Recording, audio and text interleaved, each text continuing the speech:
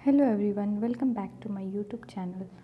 अगर आपने मेरी प्रीवियस वीडियो नहीं देखी है तो पहले आप उसे जाके देख लें, जहां मैंने लाइम, मोटार, सीमेंट ये सब कवर किया है। आज हम ब्रिक स्टार्ट करेंगे, तो चलिए आइए हम अपने क्लास की ओर बढ़ते हैं। ब्रिक ब्रिक आपने मुझे लगता है आप सब ने ब्रिक देखा ही होगा, कंस्ट्रक्शन वर्क में यूज़ होता है। तो ब्रिक हमारा बनता किससे है? ब्रिक के लिए हमारा जो रॉ मटेरियल होता है दैट इज़ क्ले, ठीक है। और क्ले ऐसा नहीं होता है कि हम कहीं का भी क्ले उठा लेंगे, उसे मोल्ड कर देंगे और ब्रिक बना देंगे। उसकी कुछ क्वालिटी होनी चाहिए। तो जो इंग्रेडिएंट्स हमारा क्ले में मौजूद होना चाहिए वो हमारा होना चाहिए सिलिका 50 to 60%, एलुमिना होना चाहिए 20 to 30%, लाइम होनी चाहिए 4 to 5%। उसके बाद मैग्नीशिया जो होनी चाहिए वो लेस देन 1% होनी चाहिए। ओके, फिर हम देखते हैं कि हमारा जो इंग्रेडिएंट्स है यहाँ पे जो हम ब्रिक के लिए यूज़ कर रहे हैं उसकी यूजेस क्या क्या है, वो क्या क्या काम करता है, ठीक है। तो सबसे फर्स्ट है हमारा सिलिका। सिलिका क्या करता है? It provides bulk to brick earth, ठीक है। ये हमारे ब्रिक को एक प्रॉपर साइज और शेप देने में मदद करता है, ठीक है। उसके बाद ये श्रिंकेज भी रिड्यूस करता है, लेकिन अगर सिलिका हमारा एक्सेस क्वांटिटी में हो तो ये क्या करता है? ब्रिटलनेस प्रोवाइड करता है, मतलब हमारा ब्रिक जो होगा वो टूट जाएगा। ज़्यादा अगर हमारा सिलिका होगा तो हमारा ब्रिक जो होगा वो टूट जाएगा, ठीक है। Next one is our alumina. Alumina plasticity provide करता है, ठीक है। और अगर एक्सेस क्वांटिटी में ये मौजूद रहे तो ये श्रिंकेज को इंक्रीज़ कर देगा। अब श्रिंकेज हमारा इंक्रीज़ हो जाएगा तो ये भी एक तरह से डिफॉर्मेशन की तरफ हो जाता है कि हमारा जल्दी ही डिफॉर्म कर जाएगा, वो अच्छा क्वालिटी नहीं होगा ब्रिक का, ठीक है।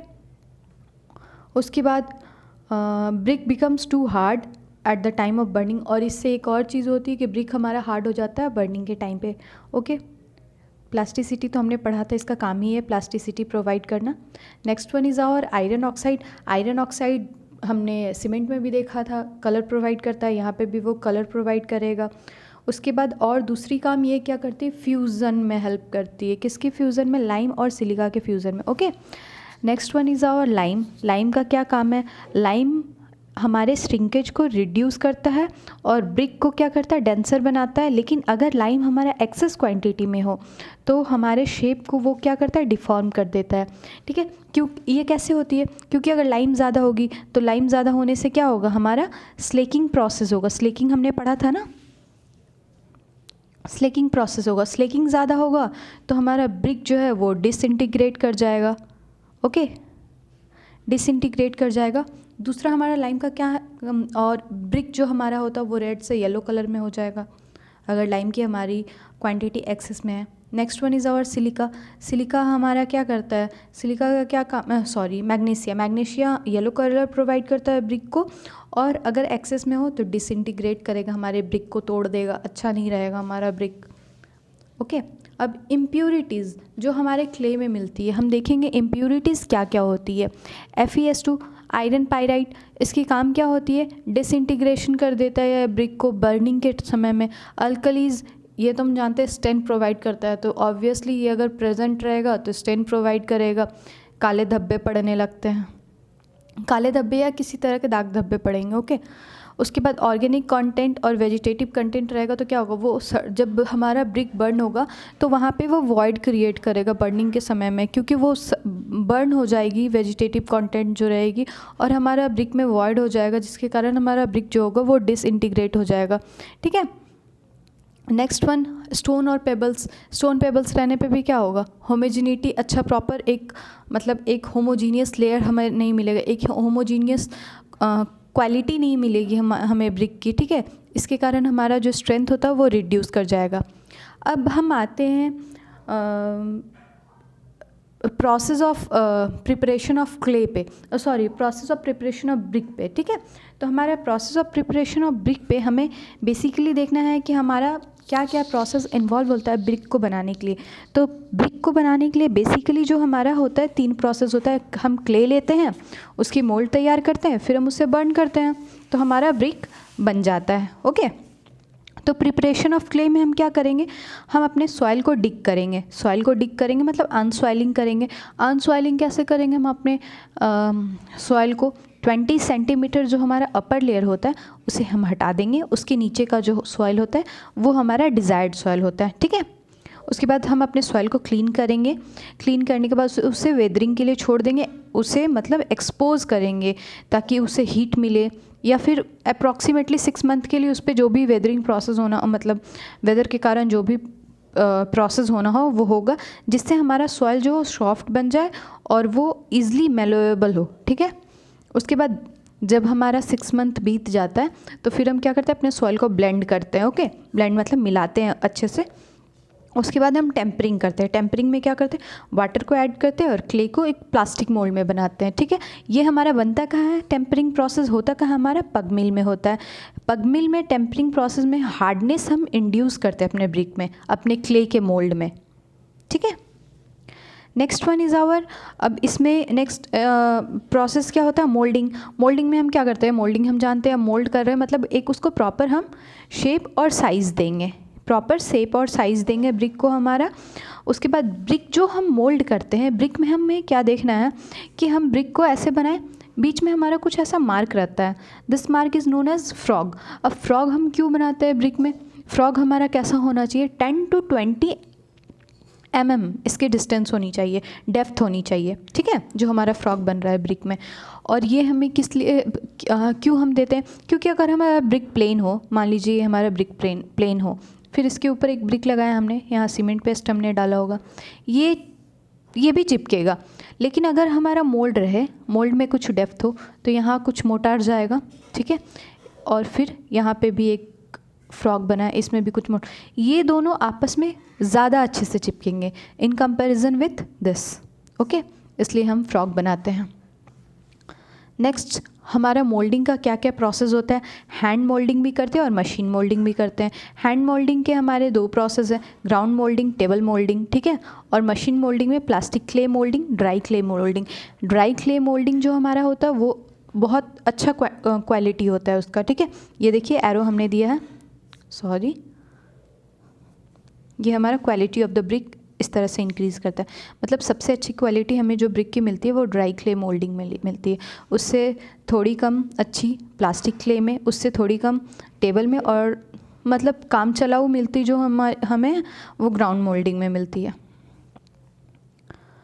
अब नेक्स्ट प्रोसेस इज़ और बर्निंग। ब्रिक को हम बर्न कैसे करते हैं, तो बर्निंग में हमारा है जो प्रोसेस वो हमारा,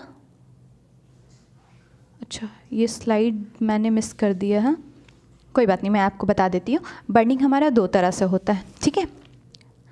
बर्निंग हमारा 2 तरह से होता है, एक हमारा जो होता है वो क्लैंप में होता है, दूसरा जो हमारा होता है वो किल्न में होता है, ठीक है। तो क्लैंप मतलब क्या हुआ, हम मतलब हमारे पास जो अवेलेबल रिसोर्सेज, अवेलेबल जो फ्यूल है, उससे हम जो अपने ब्रिक को बर्न करते हैं वो हमारा होता है क्लैंप। मान लीजिए हमारे पास कुछ भूसी है या फिर कुछ भी है, तो हम अपने ब्रिक को ऐसा सजा दिए, फिर उसके ऊपर कुछ फ्यूल दे दिए, फिर हम अपने ब्रिक को सजाएंगे, फिर उसके ऊपर कुछ फ्यूल दे देंगे जो हमारा रिसोर्सेज प्रेजेंट है। ये हमारा हो गया क्लैंप में। किल्न में हम अपने भट्ठी से ब्रिक को पास करवाते हैं, ठीक है, प्रॉपर बर्निंग के लिए। अब किल्न में भी 2 तरह की होती है, एक इंटरमिटेंट और एक कंटिन्यूअस। इंटरमिटेंट मतलब कुछ देर रुक रुक के होगा ये, और कंटिन्यूअस मतलब कंटिन्यूअस इसका होगा प्रोसेस। अब कंटिन्यूअस में 3 तरह की होती है, बुल ट्रेंच, हॉफमैन किल और टनल किल, ठीक है। बुल ट्रेंच हमारा कुछ गोल जैसा होता है, हॉफमैन भी कुछ ऐसा ही होता है, और टनल में एक टनल बना हुआ रहता है, उसके अंदर ब्रिक को हम अपने पास करवाते हैं और फिर वहाँ पे हमारा ब्रिक जो होता है वो बर्न कर जाता है प्रॉपर, ठीक है। और हम बर्निंग के पहले एक प्रोसेस और करते हैं, that one is drawing. Drawing में हम क्या करते हैं, ब्रिक के बर्निंग के पहले हम इसे करते हैं। ड्राइंग में हम इसे क्या करते हैं, पहले तो हम अपने ब्रिक को ऐसे एक्सपोज कर देते हैं ताकि उसका मॉइस्चर कंटेंट जो है वो हट जाए, ठीक है, एटमॉस्फेयर में एक्सपोज करके। फिर मॉइस्चर कंटेंट जब रिड्यूस हो जाएगा अप टू 2%, तो हम उसे बर्न के लिए तैयार करते हैं। बर्निंग में हम 3 तरह से करते हैं, एक डिहाइड्रेशन, ऑक्सीडेशन, 3 स्टेप होती है हमारी डिहाइड्रेशन, ऑक्सीडेशन एंड विट्रिफिकेशन। ठीक है, हम एक ही बार पूरा टेम्परेचर अपने ब्रिक को नहीं दे देते हैं बर्न करने के लिए, स्टेप बाय स्टेप प्रोसेस में हम टेम्परेचर देते हैं। तो डिहाइड्रेशन में हम कितना देते हैं, अराउंड 400 to 650 डिग्री सेल्सियस देते हैं। नेक्स्ट वन में हम अपना देते हैं 650 to 900 डिग्री सेल्सियस। ओके, और विट्रिफिकेशन में हम अपना कितना देते हैं, 900 to 1100 डिग्री सेल्सियस। मतलब इस तरह हम स्टेप बाय स्टेप में देते हैं। ओके, ठीक है। अब हम पढ़ते हैं क्वालिटीज़ ऑफ गुड ब्रिक हमारी जो होती है वो क्या होनी चाहिए। हमारा ब्रिक जो होना चाहिए वो हम क्या, ब्रिक जो होता है हमारा वो हम कैसे पता करेंगे कि उसकी क्वालिटी अच्छी है या नहीं है। ब्रिक का कलर जो है वो यूनिफॉर्म होना चाहिए, उसकी एजेस जो होती है वो शार्प होनी चाहिए। 3 तरह की साइज हमें पढ़नी है। ठीक है, यहाँ से क्वेश्चन पूछा गया है, यहाँ से क्वेश्चन पूछा गया। पहले तो हमारा स्टैंडर्ड साइज मतलब 19 × 9 × 9 सेंटीमीटर होता है हमारा। मॉड्यूलर साइज जो होता है मतलब मोटर लगाने के बाद 20 × 10 × 10 होता है। और कन्वेंशनल साइज ही एग्ज़ाम में कितने बार पूछा गया, 23 सेंटीमीटर 11.4 × 7.6 होता है। ठीक है, अब डायमेंशन टेस्ट भी होता है। डायमेंशन टेस्ट में हम क्या करते हैं, हम डायमेंशन टेस्ट के लिए बेसिकली हम क्या करते हैं, हम 50,000 ब्रिक्स हमारे पास अवेलेबल होनी चाहिए। उसमें at random we will select 50 bricks और उस 50 ब्रिक्स में वी विल सेलेक्ट 20 ब्रिक्स। ठीक है, अब मान लेते हैं हम 20 ब्रिक्स लिए, तो 20 ब्रिक्स को हम लेंथ वाइज सजा देंगे। तो हमारी साइज जो होती है वो 19 × 9 × 9 होती है। तो 20 × 19 हमारा कितना हो गया, 3800। ओके, 3800 अगर लेंथ के अलोंग हम सजाते हैं तो हम इसमें जो क्या कहते हैं उसे, सॉरी वर्ड मुझे याद नहीं आ रहा है, 3800 हमारा जो आएगा कैलकुलेशन आएगा, और उसमें जो प्लस माइनस मतलब मार्जिन जो हम लेते हैं वो ±80 लेते हैं। अगर हम उसे ब्रेथ के अलोंग सजाते हैं तो मार्जिन जो हम लेंगे वो ±40 लेंगे। ओके, और अगर ब्रेथ के अलोंग सजाते हैं तो हम क्या लेंगे, 20 ब्रिक्स और ब्रेथ का जो हमारा साइज मतलब 9, 20 × 9 हम ऐसे करके लेते हैं। तो उससे हमें ऑप्टेंट कितना होगा, 1800 ±40। और अगर लेंथ के अलोंग सजाएंगे तो 3800 ±80। ओके, ये हम डायमेंशन टेस्ट के लिए लेते हैं। ठीक है, वेट जो हमारा 1 ब्रिक का होना चाहिए वो 3 to 3.5 kg होनी चाहिए। बल्क डेंसिटी कितनी होनी चाहिए, 1800 kg पर मीटर क्यूब होनी चाहिए। जो फर्स्ट क्लास ब्रिक होता है हमारा वो 20% से ज़्यादा पानी एब्जॉर्ब नहीं करना चाहिए। ये हमारी क्वालिटीज़ में आती है। फर्स्ट क्लास जो है 20% से ज़्यादा नहीं एब्जॉर्ब करना चाहिए, सेकंड क्लास 22% से ज़्यादा नहीं एब्जॉर्ब करना चाहिए, और थर्ड क्लास 25% से ज़्यादा मॉइस्चर कंटेंट उसमें नहीं होनी चाहिए, मतलब पानी एब्जॉर्ब नहीं कर सकता है वो। ठीक है, उसके बाद हम देखते हैं हमारा स्ट्रेंथ टेस्ट। स्ट्रेंथ टेस्ट में हम क्या देखते हैं, स्ट्रेंथ टेस्ट में यहाँ पे भी 3 क्लास की ब्रिक्स आती है, first class, second class, third class. First class के लिए कितना होना चाहिए, 10 न्यूटन पर मिलीमीटर स्क्वायर, सेकंड क्लास के लिए 7.5 न्यूटन पर मिलीमीटर स्क्वायर, और थर्ड क्लास के लिए 3.5 न्यूटन पर मिलीमीटर स्क्वायर। ठीक है, तो हमारा जो स्ट्रेंथ होता है, this is valid to 12.5 megapascal strength. For higher strength it should not be 15%। Okay, brick हमारा शुड नॉट ब्रेक, ब्रिक हमारा ब्रेक नहीं होना चाहिए जब हम उसे 1 मीटर के हाइट से ड्रॉप करें। This one is known as toughness test. Soundness test में हम अपने ब्रिक को 2 ब्रिक को आपस में टकरा के देखते हैं, उसके अंदर से रिंगिंग साउंड आनी चाहिए। ठीक है, उसके बाद there should not be any patches और stain over the surface of the brick after soaking it in water for 24 hours. 24 घंटे वाटर में डुबोने के बाद ऐसा नहीं हो कि उस पर कुछ स्टेन पड़ रही हो, कुछ धब्बे पड़ रहे हैं, ये उसका अल्कली टेस्ट हो जाता है। ठीक है, स्क्रैच हार्डनेस टेस्ट करेंगे। हार्डनेस टेस्ट मतलब स्क्रैच करके देखेंगे, ब्रिक के ऊपर हमारा स्क्रैच नहीं पड़ना चाहिए। और ये मैंने स्ट्रेंथ तो अभी बताया, 10, 7.5 और 3.5। फर्स्ट क्लास के लिए 10, सेकेंड क्लास के लिए 7.5 और थर्ड क्लास के लिए 3.5 होनी चाहिए। उसके बाद हम देखते हैं, हाँ एक चीज़ यहाँ से भी क्वेश्चन पूछा गया है कि ब्रिक का जो IS कोड होता है वो कितना होता है, 1077 होता है। ओके, इसको पढ़ने के पहले, ये डिफरेंट फॉर्म ऑफ ब्रिक्स पढ़ने के पहले हम कुछ पढ़ेंगे डिफेक्ट्स जो हमारा होता है ब्रिक में, हमारा जो डिफेक्ट्स होता है वो कितने तरह का होता है। तो ब्रिक में जो हमारा डिफेक्ट्स होता है वो 4 तरह का होता है।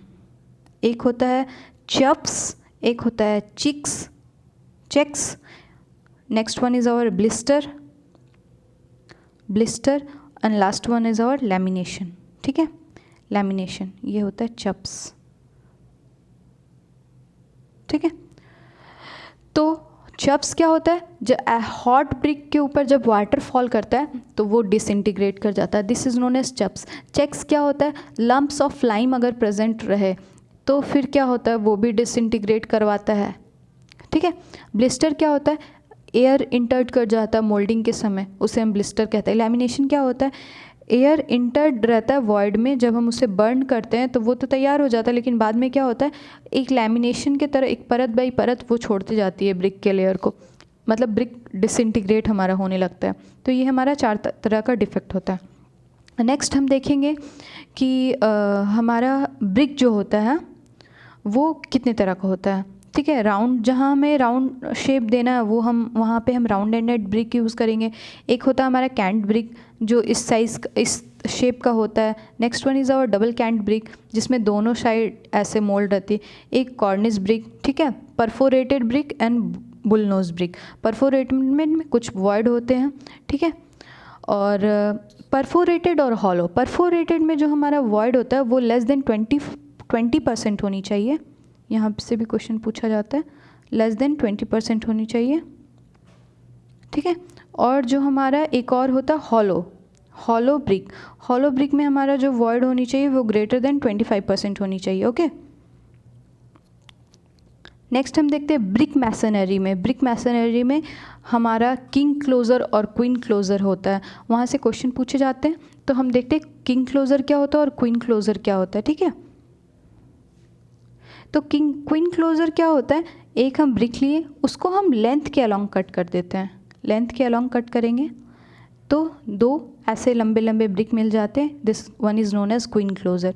ठीक है, अब हम इससे और हाफ कर देंगे तो ये हमारा क्या हो जाएगा, क्वार्टर क्वीन क्लोज़र। ठीक है, किंग क्लोज़र क्या होता है, हम लेंथ से भी आधा और ब्रेड्थ से भी आधा कट करके ऐसे निकाल देंगे, इसे हम कहते हैं किंग क्लोज़र। उसके बाद बिवल्ड क्लोज़र क्या होता है, लेंथ को पूरा निकालेंगे और ब्रेथ को हाफ निकालेंगे। ठीक है, उसके बाद मीटर्ड क्लोज़र क्या होता है, ब्रेथ को पूरा निकालेंगे और लेंथ को हाफ निकालेंगे।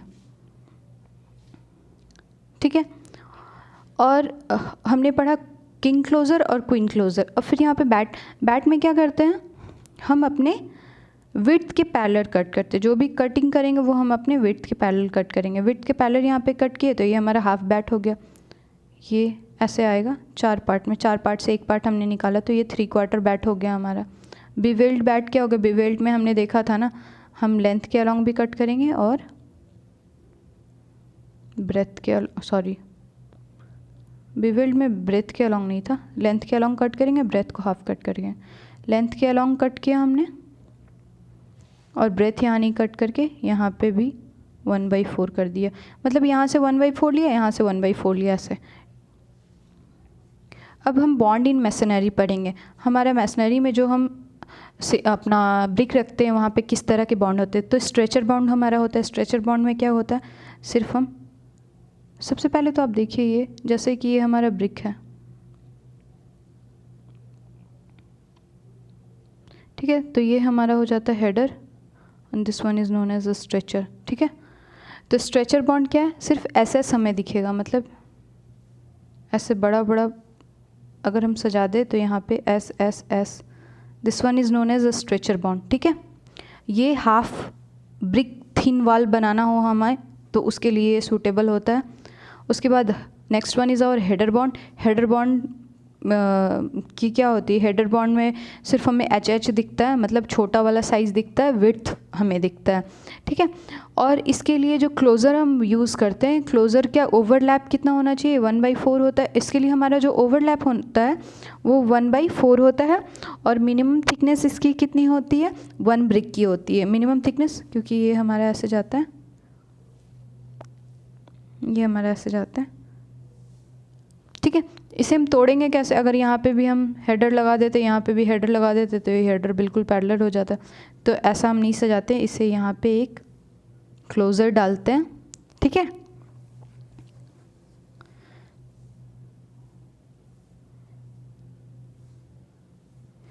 ऐसे क्लोज़र डालते हैं इस बॉन्ड को तोड़ने के लिए।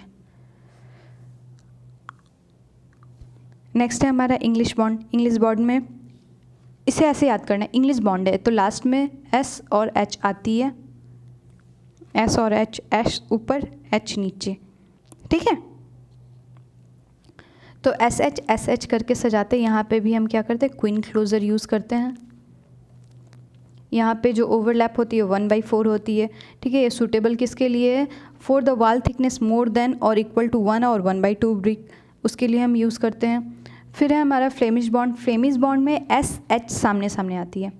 फ्लेमिश बॉन्ड में एस एच ऐसे सामने आती है। यहाँ पे भी हम क्लोज़र यूज़ करेंगे, ठीक है, अलाइनमेंट को ब्रेक करने के लिए। इसके लिए फ्लेमिश बॉन्ड के लिए हमें स्किल्ड मैसनरी चाहिए।